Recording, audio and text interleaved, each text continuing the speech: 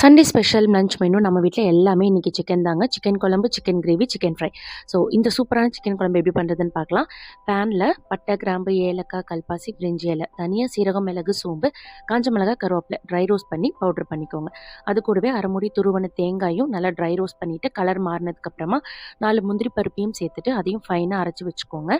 இந்த dry roast powder இருக்கு இல்லையா, அதோட மெஷர்மெண்ட் எல்லாம் டிஸ்கிரிப்ஷனில் கொடுத்துருக்கேன்.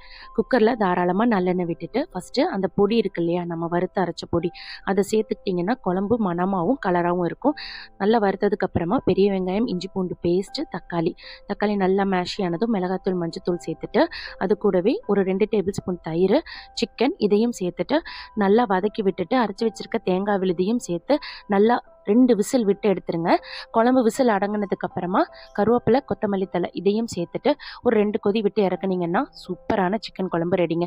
சிக்கன் கிரேவிலேருந்து சிக்கன் தனியாக எடுத்துட்டு கடாயில் கொஞ்சமாக எண்ணெய் விட்டுட்டு அது கூடவே கடுகு, சோம்பு, பச்சை மிளகாய், பெரிய வெங்காயம், கருவேப்பிலை சேர்த்துட்டு எடுத்து வச்சிருக்க சிக்கனையும் பெரட்டினீங்கன்னா சூப்பரான சிக்கன் வறுவலும் ரெடி. இதே மெத்தடில் ட்ரை பண்ணி பார்த்துட்டு எப்படி இருக்குன்னு சொல்லுங்கள். நெக்ஸ்ட் vlogல மீட் பண்ணலாம். தேங்க்ஸ் ஃபார் வாட்சிங்.